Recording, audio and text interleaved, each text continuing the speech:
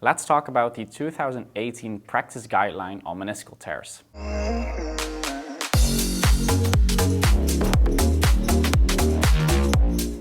Download the free Physiotutors app now and become the best clinician you can be. Hi and welcome back to Physiotutors.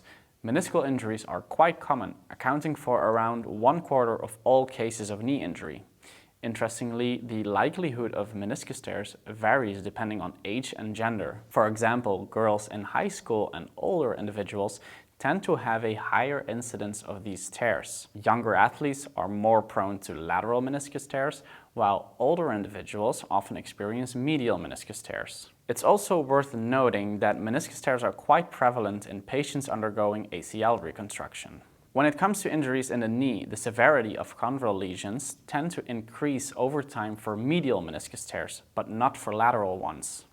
This is important to keep in mind. Certain activities such as cutting and pivoting sports pose a higher risk for acute meniscus tears.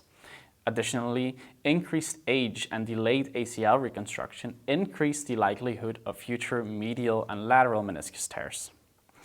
When it comes to medial meniscus tears, risk factors include being female, older age, higher body mass index, lower physical activity, and as I already mentioned, delayed ACL reconstruction. Now, let's talk about the clinical course of meniscus injuries. Patients often experience impairments in range of motion, motor control, strength, and endurance in the affected limb. These impairments can be due to the pathology or as a result of surgical intervention. Overall, most patients, whether they undergo surgery or not, have a satisfactory clinical outcome, although their knee function may be lower compared to the general population. The authors publish a really useful flowchart going through screening, classifying, determining the irritability stage, measurements, interventions, and evaluation. This is basically a summary of everything you need to know. So let's dive in. Assessing the cause of symptoms and deciding whether to refer a patient requires medical screening. This is component 1 of the flowchart. For fractures, the Ottawa knee rules can suggest an X-ray if positive. It is crucial to consider psychosocial issues, such as the psychological stress and re-injury anxiety.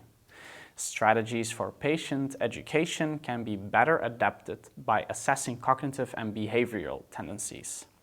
So get to know your patient so you can tailor your explanation. Depending on the patient's demands, a referral to another specialist may be necessary. Component 2 aims to classify the condition. To aid in the diagnosis of meniscal injuries, clinicians can look for specific clinical findings such as knee pain with a history of a twisting knee, feelings of catching or locking, delayed onset of effusion, and a positive meniscus pathology composite score. This composite score includes various positive findings like a history of catching or locking, pain with forced hyperextension, pain with maximum passive knee flexion, joint line tenderness, and pain or an audible click with the McMurray's maneuver. Assessing irritability is an important part of rehabilitation. It aids you in selecting the appropriate frequency, duration, and type of intervention. Professionals in the field of rehab refer to a tissue's ability to resist physical stress as irritability. It probably has something to do with one's physical state, the seriousness of any injury, and the amount of inflammatory activity that's going on. Now it's time to select the right measures. There is a whole lot to consider, such as pain, range of motion, pain during selected activities, joint line tenderness, questionnaires, physical performance measures, etc. Here's the full list. In terms of interventions, there are mainly 3 options discussed: a conservative approach including exercise therapy, or the surgical ones consisting of a partial meniscectomy or a repair.